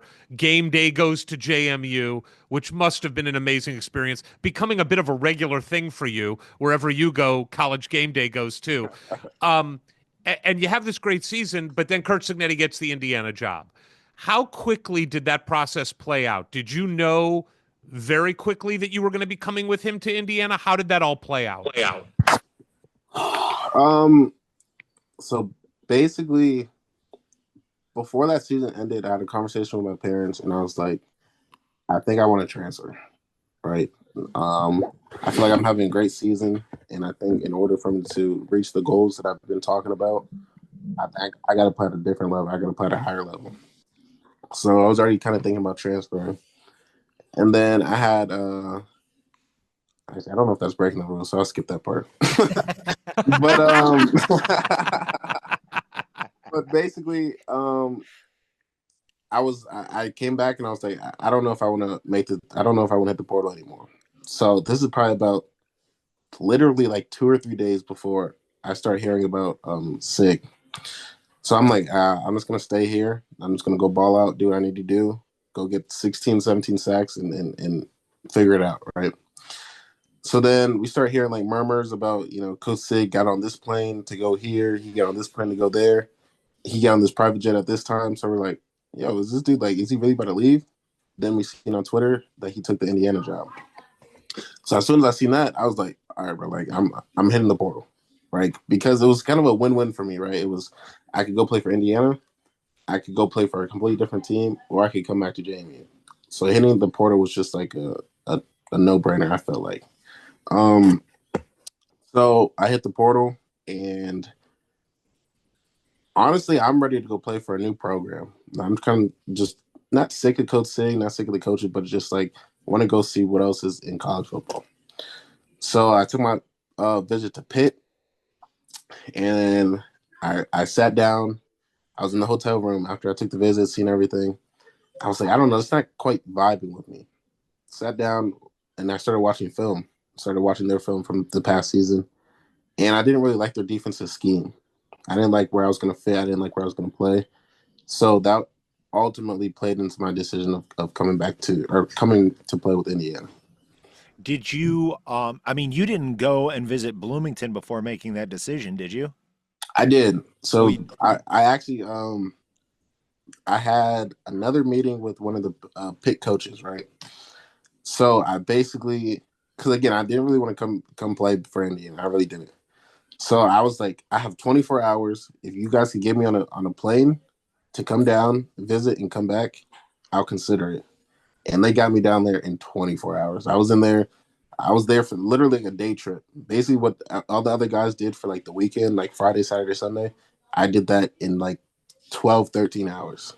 Wow. Like, damn. So if they're willing to get me down there that quickly, that easy, like, they must really want me, right? So again, I was like, this is probably the best opportunity, especially with politics. I didn't want to go to another school. Now you got to fight for a position and do all these that. So I was like, all right, this is the first time where I actually have politics playing in my favor. Let's use it, right? And that's also another reason why I decided to come back, right? That's the first time where now instead of me looking at these guys like, bro, I'm better than this guy, but he just has more politics, right? This is the time where I got the politics in my favor. So again, use all the things that God has given to me, and all the things that I've worked for. So awesome. All right, so you come to Bloomington. What did you have an impression of Bloomington at all? Were you able to get a feel for the campus at all in those 12 or 13 hours, or was it really just a football decision at that point? I was strictly 100% football. Got I it. was sure. Yeah. All right, so now you come to Bloomington though as a student and well, as an athlete, let's just say. All right, you're an athlete. Do you fall in love with Bloomington? It's our favorite place in the world. You get to live there a little bit. It's a pretty great town. What was your impression of Bloomington when you got to check it out? I hated Bloomington. I hated Bloomington the first day. Oh my gosh! So mind you, I had to drive. I had to drive all the way up here because obviously I wanted my car up here. So I drove 9 hours to go to Indiana through the tundra. My car, I don't know how my car made it. A 2007 Toyota Camry, it made it through that tundra. So I get to Bloomington and it's cold as hell every single day. And it's not just cold, like it's not just it's 10 degrees, it's 11 degrees. It's 5 degrees and feels like -7 degrees. So I'm walking to campus, I'm walking to the bus stop, I'm going to class. I got a hoodie, I got gloves on, I got a ski mask on, a beanie, jackets on, and I'm like, bro, I can't do this every single day. I can't do it. I think there was one day where it was like snow, like probably like 6-7 inches of snow. We still had class. I was like, no. I was like, I'm not liking this. And then as I started getting acclimated to my teammates and things, I started to enjoy it more and more and more. And then the first game came, and I was like, damn, like no one really showed up to the game. Right. And the next game, damn, no one showed up to the game. Then we played Maryland, a little bit better, but still not the best. And then once we hit whatever game was after Maryland, Nebraska. Once we hit Nebraska, that's when I was like, oh, this is serious. Okay. So now, I'm kind of loving Bloomington now. I'm starting to love, especially the people. That is one thing, though. Ever since I got there, the people were always good. A lot of hellos whenever I walked in. Walked in restaurants, walked in stores, and things like that. And now, especially since people know my name now, it's even more of a warm welcome. Well, and you have to feel the vibe, and you made mention of this basically at the top of the show, that you are fully cognizant of what this team did. And I think our athletic director, Scott Dolson, said it best that, Indiana has been a sleeping giant as far as a football program goes. And the giant woke up seemingly overnight and became a full-blown terror, but for a fan base that Eric and I have basically lived our entire lives, and we're pretty old now, feeling like we were never really going to get established as a football program, that we might have a good season every decade or so, but it just was never going to happen for us. And now with Coach Sig and all these wonderful players he brought with him have done, it's given us this hope we've never had before. I have to imagine, since a lot of that is your fault, you must just be receiving like a level of love and adulation that basically no Indiana football program has before, beyond just friendliness. Do you understand the gratitude and the magnitude of what you've done? I really don't think I ever really can grasp the full concept. The thing that I've seen, whether it's on Twitter or whether it's in person, just seeing, I think the thing that kind of hits me the most are the older folks, right? The guys, the 60, 70-year-olds that are like, I've been here going to Hoosier games for 44 years now, and, we've never had a great season like this. I'm so thankful. Like, those are kind of the ones that really warm my heart the most. Love that. What was your favorite game this year? What was your personal favorite game? So I'll say my personal favorite game was the Maryland game. So Maryland was kind of like the team that overlooked me. Like, I'm 40 minutes from Maryland, and they never gave me an offer. They didn't give me an offer out of high school, and they didn't give me an offer out of the portal. So that was kind of like, and mind you, I went up there, I visited the coaches, I've talked to Coach Locks one-on-one, no offer. So I was like, I'm going to tear y'all boys up when I get to yeah. So that was my favorite game for just personal reasons. My favorite game overall, like vibe and everything, it's got to be the Michigan game. Yeah. Well, real quick, let's talk about Maryland for a second. 7 tackles. You have 1 sack in that game. You're all over the field. You end up winning that game 42-28. And I do think that Maryland game was a bit of a turning point because the UCLA game, which, we were at, it was out here. We live in LA. So we were very happy to just go down the street to Pasadena to see that game. Everybody kind of said, like, well, UCLA sucks. So, but wow, Indiana came in and smoked them. But Maryland was like a game where it thought, like, oh, okay, Maryland and Indiana might be around the same kind of team. And the game started, back and forth a little bit, close game until the end when you pull ahead and go up 42, win the game 42-28. You now are 5-0 in the season. And that's when it does seem like things start getting real from national attention. Could you feel the national attention building?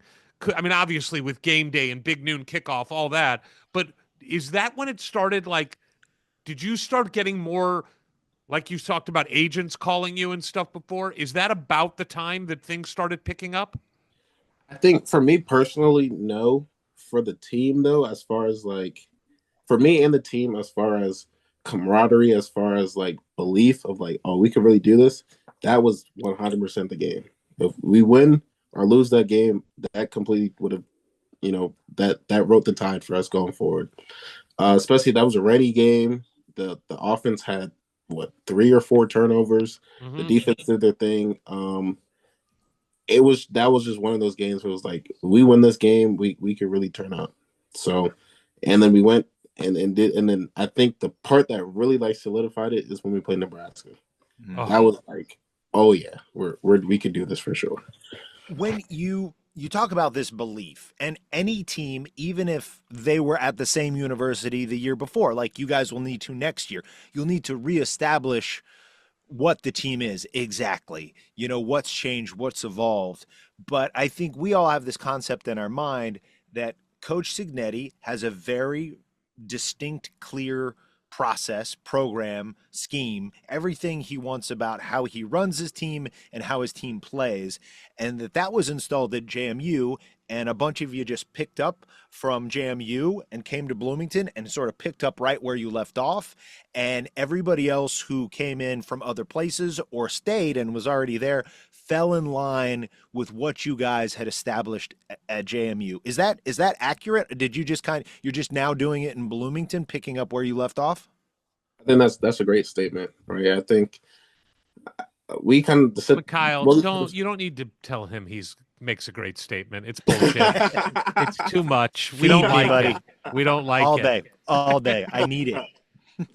So basically, what we always say is the standard is the standard, right? We joke about it. We sometimes we're serious about it. Sometimes we joke about it, but the standard is the standard, right? So basically, once you come in, this is what's expected of every single player, and everyone's got to get it done, right? So I think us, again, the JMU guys coming in, I think the biggest thing, I think those Indiana guys were like, no way these JMU G5 guys are going to come here and do anything, right? Then we went through spring ball, and the JMU guys were turning up, and they was like, hold on, okay, well maybe we'll listen. And then we went through summer workouts, and I think that's when our voices started to be heard or listened to a lot more. And I think we started getting more confidence in speaking and saying the things that we needed to say. So I think all of us kind of felt like we didn't want to go in there and start pushing people around. But then once they started to respect us, that's when we're like, all right, this is what needs to get done, and this is how we're going to get it done. So come fall camp, everyone was basically on the same page. And then as the season progressed, we started to teach everyone, not teach everyone, but just all of us started to understand how to handle games emotionally, physically, how to basically be a professional and just go out there and win and not care about nothing else. All right, you talk about that there's certain things that are expected of every player. There's a standard you have to meet. How quickly did you have to learn the Indiana fight song? Because the videos go out after every game. Do you know every word to the fight song now, or do you just mumble your way through it? I'll be honest right now. I just mumble and dance through it, bro. He has it. He has it on we have like TVs or whatever that's in there. So like, I knew it. I knew there were cue cards or something up there. So sometimes when I know I'm on camera, I just take a peek over there and I mumble a couple of words, make it seem like I know it, but really I'm just dancing and just happy to get All right. Wait. Wait, hold on. Before we get too far away from the question about your favorite game, I wanted to drill in further. What's your favorite play from this last season? Moment or play. It could Favorite be moment? you could be on the field or off. I'd imagine it was a moment you were on the field. My favorite moment, I think it's kind of two, right? It's still the same game. So it's the Michigan State game. So the two sacks that I had in the back end of the game was basically the big hit that I had. Mm-hmm. That was a huge moment, and then the last sack that I got to walk off the field, because I basically got that sack and I was like, oh yeah, that solidifies the game that I just had. And that's why I did my shrug. So Yes. that's probably my favorite moment. And I was like, we're winning. I'm having a hell of a game. I know like this is gonna propel me so far. And it kind of all in that moment, I was like, I did what I came here to do. Now, talk us through the shrug. Was that pre-planned? Like, what's going on with that? That shrug just happened. Like that shrug, it was again, I guess a little bit backstory was they were driving, and this is kind of about the time where it's like, do we keep the starters in or do we take them out? Right. So they took me out, and they were kind of driving down the field, and they get to a third down. And I go to my coach, I'm like, coach, bro, like, let me get one more shot. Like, let me get one more, let me try to give me one more. And I went out there, one play, third down, got the sack, and I was like, oh yeah, y'all can't tell me nothing. Like that's kind of how that played out. All right, so talk us through big noon kickoff, college game day. Does that stuff make a difference to you guys as players? Do you feel it on campus? Because as fans, we definitely feel it. It just felt like Indiana was on the football map in a way that we have never been. What did it feel like to you as a player? I'll say so. The first time we had a college game day at JMU, I definitely felt it. Right, I definitely understood. I was like, "Wow, this is huge!" Right, we got to go win this game. And then, kind of after us losing that game, and then me kind of understanding like how this thing goes. Basically, when they came here in Indiana, I really didn't really care about it. I was like, "This is really for the fans. It wasn't really for me." Because again, I didn't go up there and get interviewed. I didn't see them at all. Right. Honestly, no one told me that they were coming. I wouldn't have known. So it was just carry on with business as usual. Well, I do wonder, I know you're getting to the stadium early and you're leaving late, but when the circus is in town like that, look, we've never been there when college game day or Fox Noon kickoff was there. Like that we go to basketball games in the middle of winter and everybody's just trying not to fall on their butt in the parking lot getting from their car inside the building. So I guess does the energy, the way it started to translate when those shows started showing up was also the same time Memorial Stadium was being sold out. And you talked about that like with Nebraska, and then certainly by the time Michigan rolls around, that you're playing to a packed house. How much does that energy from the crowd, because that's a lot bigger stadium than what JMU was filling, even though those were filled. So how much does that just make you feel the excitement level of a whole fan base in person?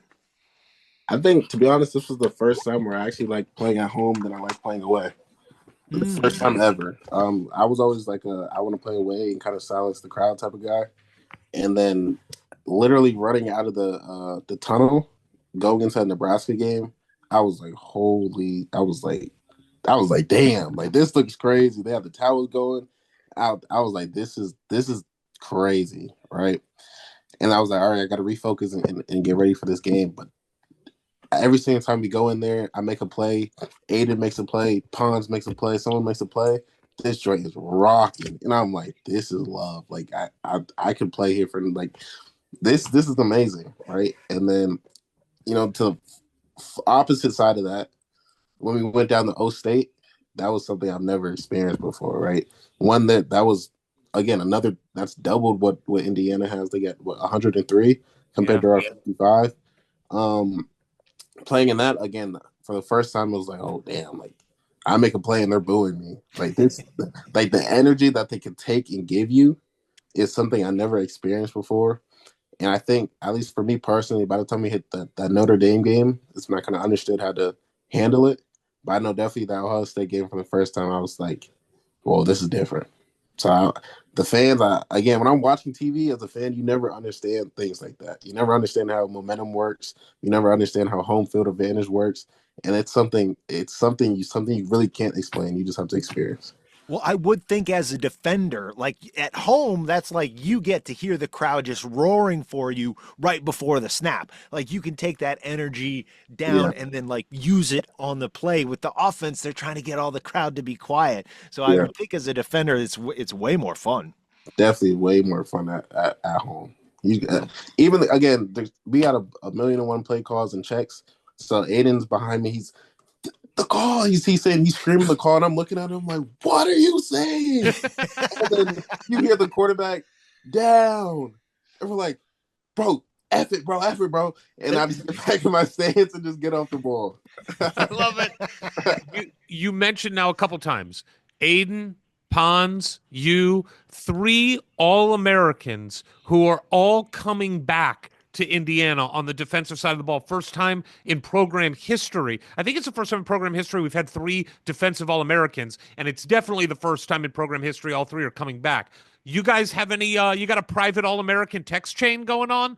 Like do you guys I mean you are the leaders of that defensive side of the ball. Do you when you made your decision, do you check in with those guys at all, or does everybody just kind of stay in their own silos and make their own decision? It's kind of, I mean, we're all kind of on our own silos, as you said, but definitely those are the first guys that I let know that I was coming back, and those two guys. I think for the most part knew that they were coming back. Well, Pons for sure, Fish. He wanted to come back and be in Indiana again. So those were the first two people that were in my ear all year. Yo, you coming back? You coming back? You coming? I couldn't leave the facility without one of them asking if I'm coming back. So just feeling that love, and especially to have three All-Americans, three leaders at three levels of the ball, right? Totally. Line, Yeah. linebacker, defensive back. So that also gives me confidence. Like, I'm gonna make sure my boys are straight. Fish is gonna make sure his boys are straight. Pond is gonna make sure his boys are straight. So that's another reason why I was like, I know this defense is gonna come back and get reloaded and do our thing again. So we all feel really good about the defense. I think we're all excited about the offense again now that like how do you possibly replace Mr. Rourke? Well, you bring in Mr. Mendoza from the West Coast, who seems like a very capable young man. But when we talk about this unbelievable, incredible season, historic season, there's still another mountain to climb.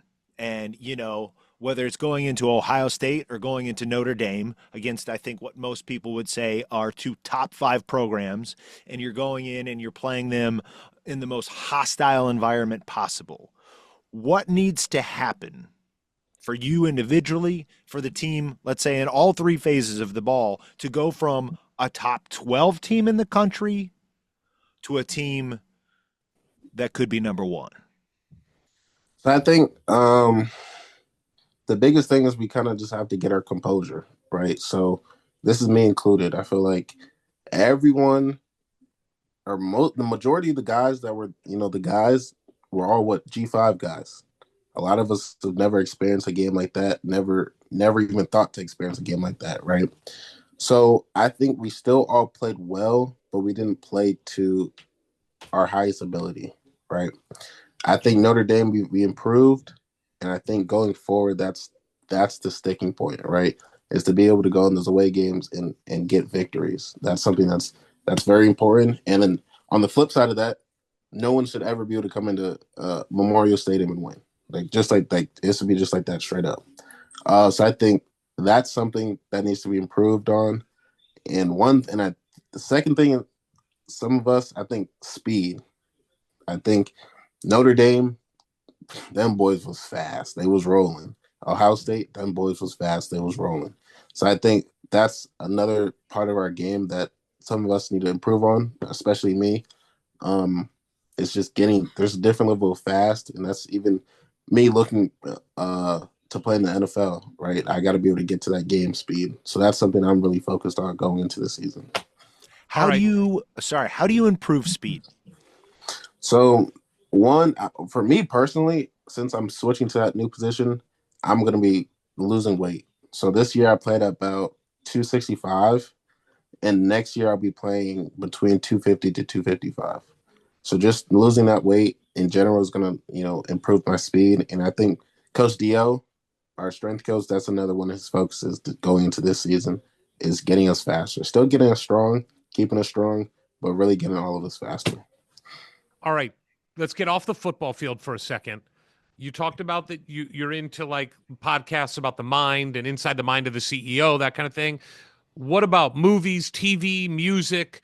What do you do to just get your mind totally away from anything to improve as a football player?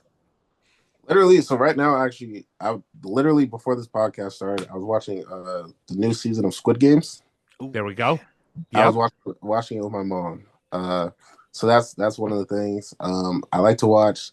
I'll be on Twitch watching, Kai Cenat, watching some of those YouTubers, and then a lot of it again because I don't have that much spare time is really just talking about my family, my brothers, my friends on the phone, especially being 9 hours away.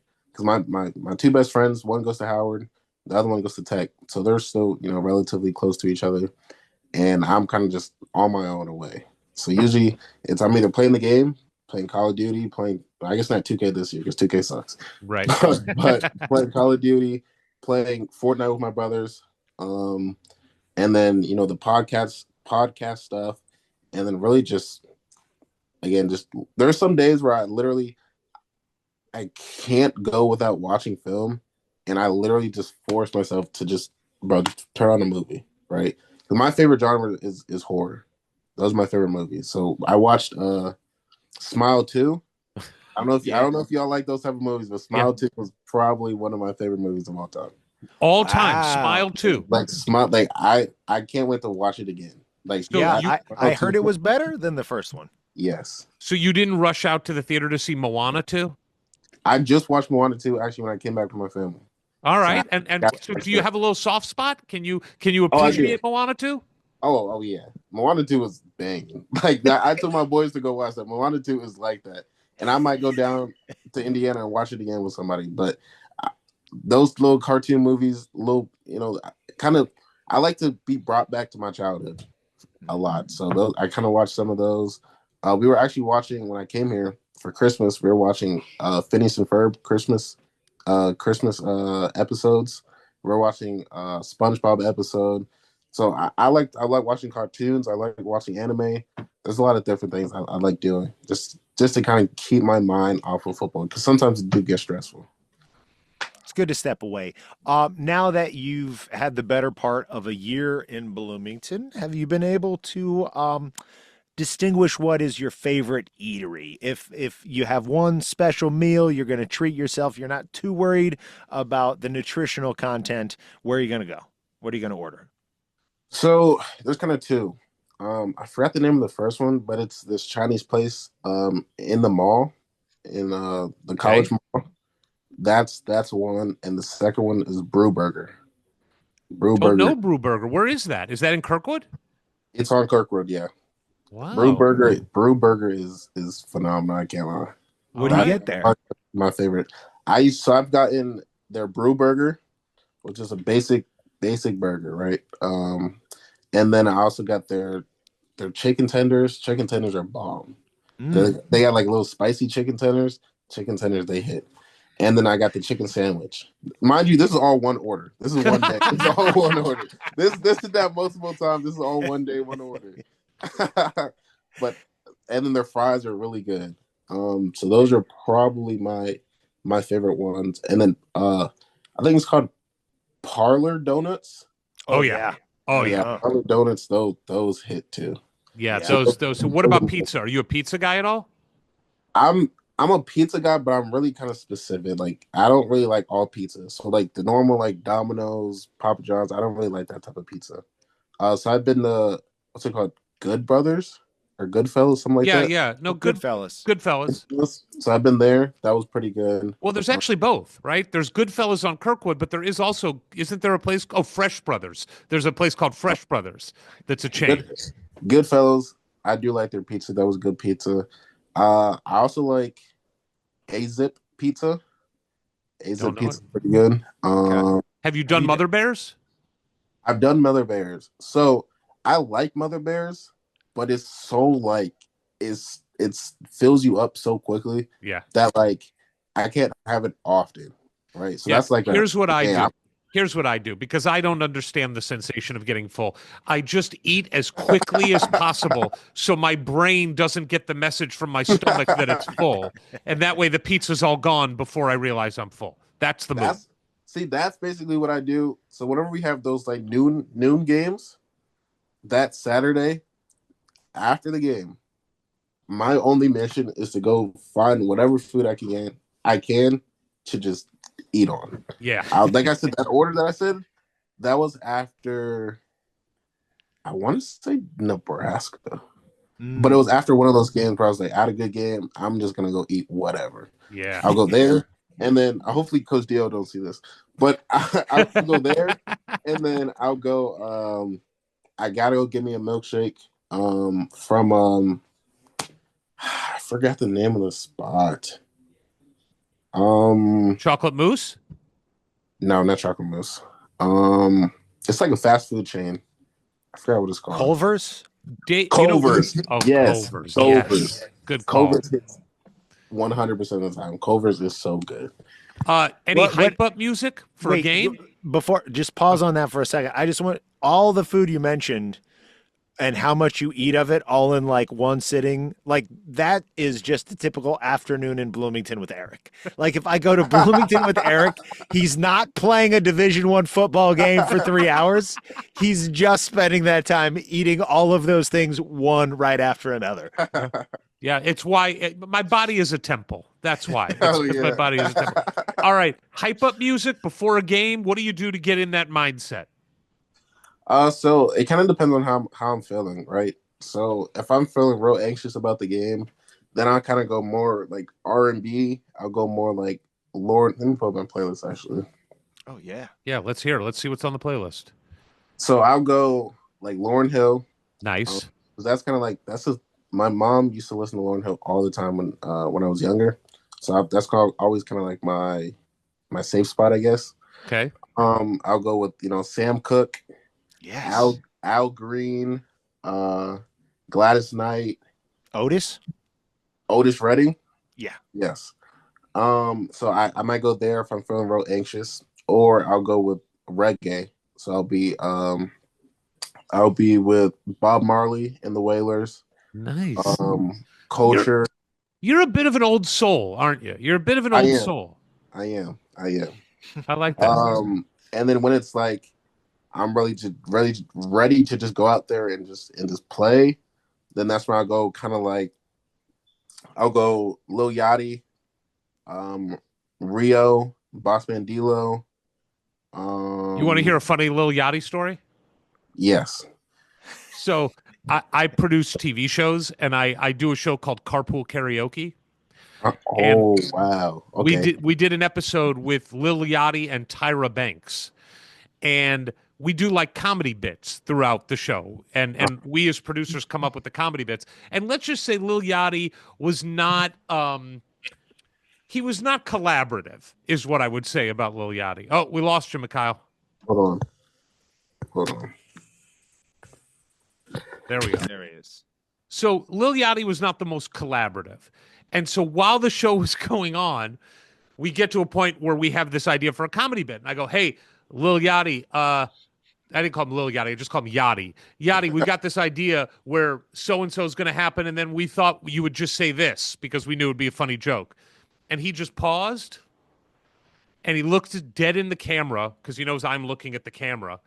And he dead in the camera, he goes, I don't know, seems kind of corny. And I was like, yep, it is. And we didn't do it. That was my experience. Seems kind of corny. That was Lil Yachty. That's hilarious. Because Lil Yachty, he's my favorite artist as far as I like his music. Forever Young. Forever Young by Lil Yachty is a great song. Yeah. So Lil Yachty is between Lil Yachty and Rod Wave, those are my two favorite artists. Love it. Love it. All right, man. Well, look, you got a fun off season. So where are you right now? You're not in Bloomington now, right? No, I'm at home. I'm in Ashburn. Okay, so you're back in Ashburn. By the way, is Ashburn considered part of the DMV? Depends on who you ask, but yes. Okay. You consider it part of the DMV. Do you Yeah. have DMV pride? Not really, to be honest with you. Not really. It's more of a like I kind of because we call us Nova. That's kind of like the place I'm in, which is Northern Virginia, and I feel like Nova's in the DMV, but I feel like Nova's kind of its own thing. Oh, Eric, you still there? Yep, I'm here. Oh, okay. Yeah, well, look, I think as if Indiana fans couldn't love you enough by your play on the field, if they take the time to listen to this interview, they're going to feel the same way about you as a human being. You're clearly just the kind of guy that people want to be around. And no doubt your spirit, your personality, your vibe is a huge reason that the culture at Indiana football is what it is so quickly. Because, you know, there's been plenty of times where the culture, whether it be IU or elsewhere, really could be the poison pill to a bunch of talented folks. So it's like not only is there their talent and the hunger and the drive and the discipline there, but there's clearly a chemistry.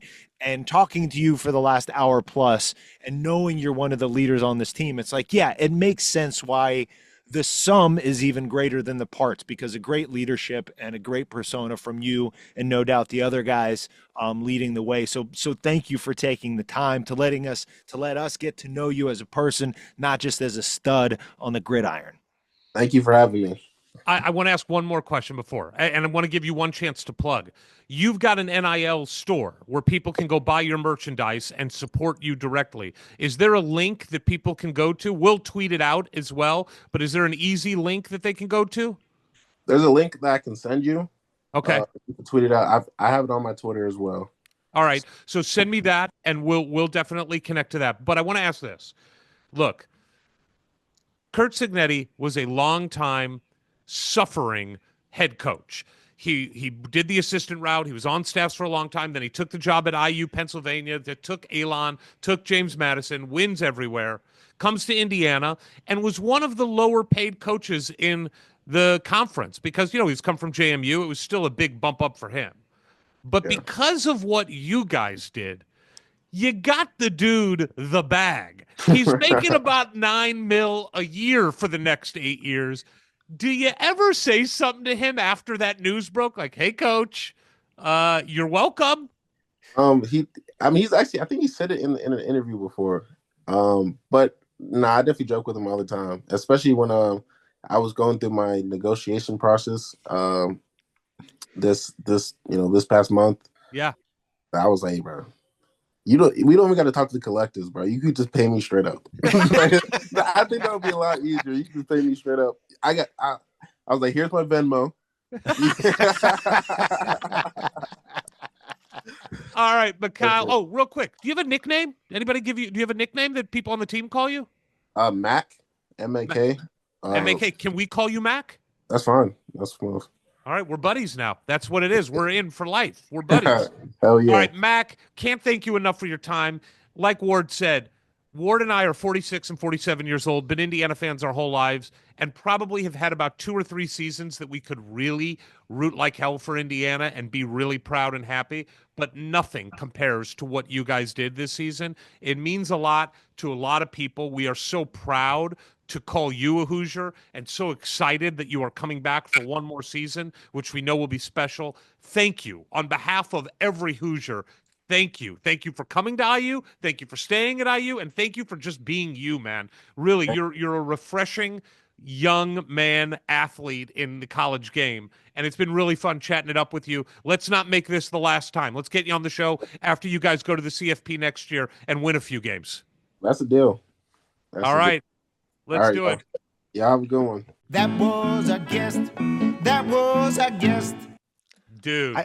I love that guy. You love everybody. I love that guy. I mean, just no bullshit, right? Just like He's going to answer a question you may not like the answer to. How many people have we had come on the show to say, I hated Bloomington when I first got there? But for good reason. Like, I get it. Like, it never occurs to me that your Bloomington experience might start in the dead of winter. You know, it's always in like the beautiful, beautiful fall. It's like, oh, okay. But I mean, just from the moment he popped up on Zoom, like his good vibe, his friendly vibe, just his good nature was so apparent and his infectious. intelligence. Yeah. Like, the guy's got a good vocabulary. I was like trying to make sure I knew some of the words. Like smart dude, thoughtful, and a very thoughtful guy. Like even a couple of times where he's like, no, let's back up a little bit. Like he wanted to explain the context of something. And I just love the honesty. You know, we've talked about it a lot. I hate false modesty. And that doesn't exist with him. It's not braggadocious because he even, I thought, was very vulnerable in talking about like he wasn't ready for that Ohio State game. You know, like he talked about like and how fast those guys are and Notre Dame and the vibe of that. They weren't ready. And he talked about like himself included, as he said a couple times, like we had to gain our composure. And I love the honesty. I just love the honesty. I really do. Just the blunt transparency of what he was feeling, the decisions he made, what it means to him, what his goals are. Very specific about like what he needs to do this year, changing positions a little bit to focus even more on pass rushing, losing weight to get faster. Because you and I have talked about this too. The biggest separator for Indiana, besides depth over the years, has been speed. Like we just play at every position. At every position. Well, and that's why I wanted to ask him, how do you improve speed? Because it is finite to a certain degree, right? Obviously with the bigger guys like himself, you can drop weight and that's one way. But I think, you know, to the point of speed and depth, that is also a recruiting thing, right?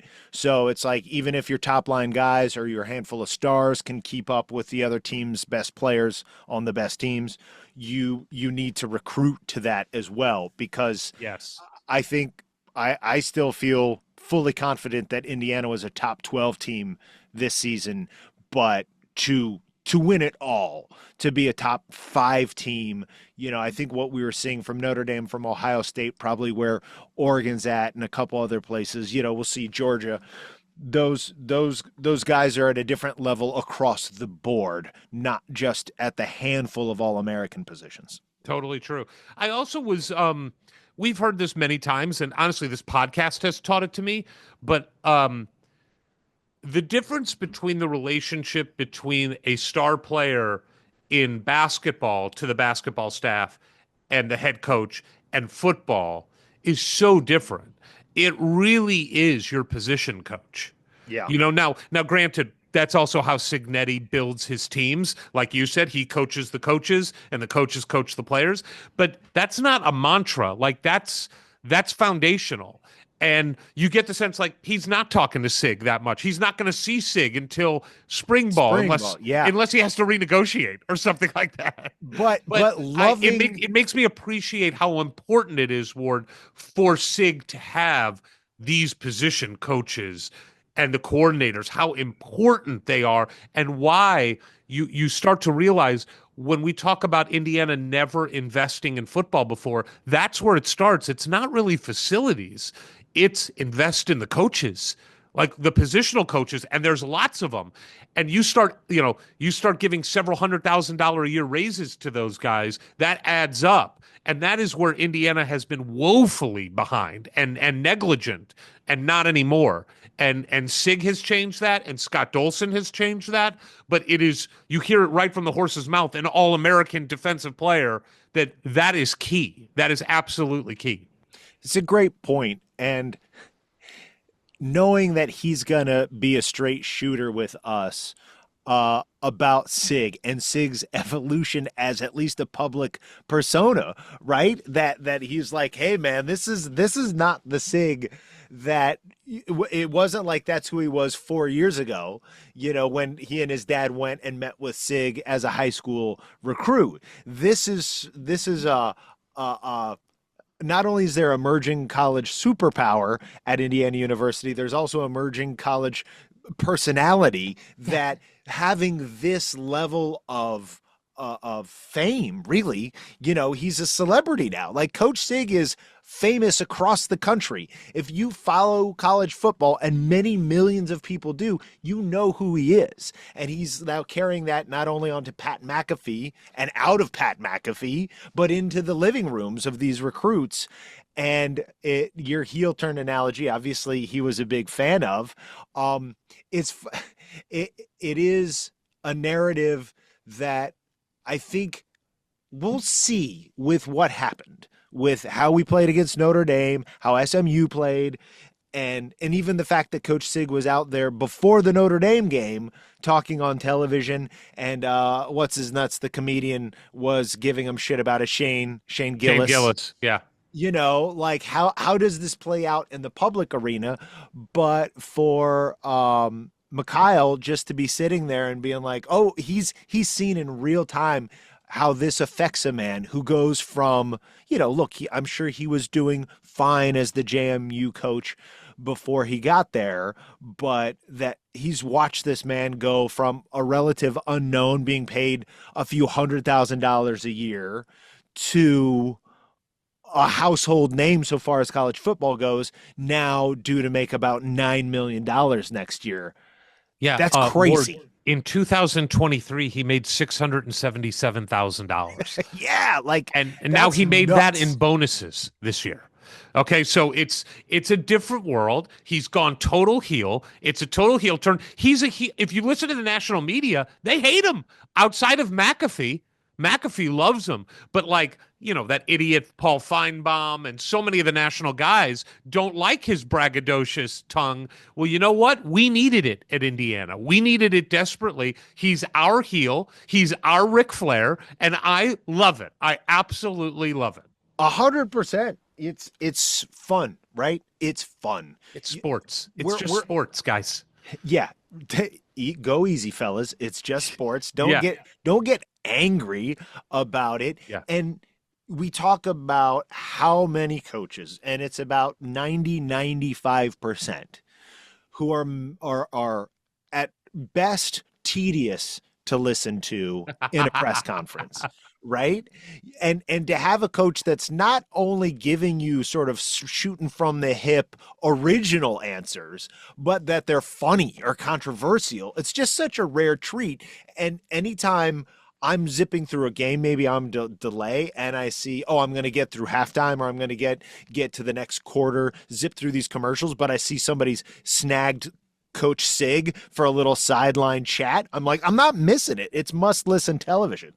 Yeah, and what's really interesting about it is, he does the regular media stuff with the Indiana press throughout the year, like game week on Mondays. He does a press conference.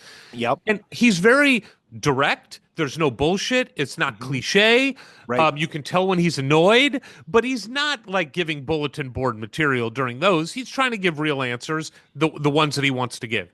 It's when he goes on McAfee in front of a national crowd where the name of the game is entertainment, or halftime of a national game, or the end of a quarter where he knows what the audience is. The guy's he's not stupid. He knows what he's doing. He's having fun with it. And like I said, he is a long-suffering head coach who never had the opportunity to ply his craft at this level. And now he is, and damn it, he's enjoying it. So I absolutely love it. And it's the way, and we'll see if it can continue to be this way, because here he brings along all these players with him who have this chip on their shoulder, all these guys who are under-recruited or not recruited. Hey, you're not recruited from Maryland. Okay, come here and take it out on them on a Saturday afternoon. Great. We'll see moving forward, what are the kind of guys, now that he's going to have access to more 4 stars, maybe some 5 stars. Clearly, I was just going to piggyback on that, because I think we saw a little bit of an evidence of this with the recruitment of Julian Lewis, the 5-star quarterback who I think ESPN has him rated like the number 2 player overall in the class. And he ended up going to play for Coach Prime in Colorado. But the truth is that Indiana walked away from that recruitment at the end. Like, they did not go full bore for it. For a while, they did. I think he was enamored with him. He knew he was losing Curtis Rourke. What are we going to do next year? He is a guy who preaches production over potential. So I'm sure that always stuck in the back of his head. Like, am I really going to hand the keys over to a freshman? He clearly didn't believe in Taven. That was not something that he was comfortable going forward with. Right. But at the end, when there was also a bunch of stuff about the demands that the family was making and some NIL demands, I think he realized, like, I believe certain things, and I'm not willing to go beyond what I believe in.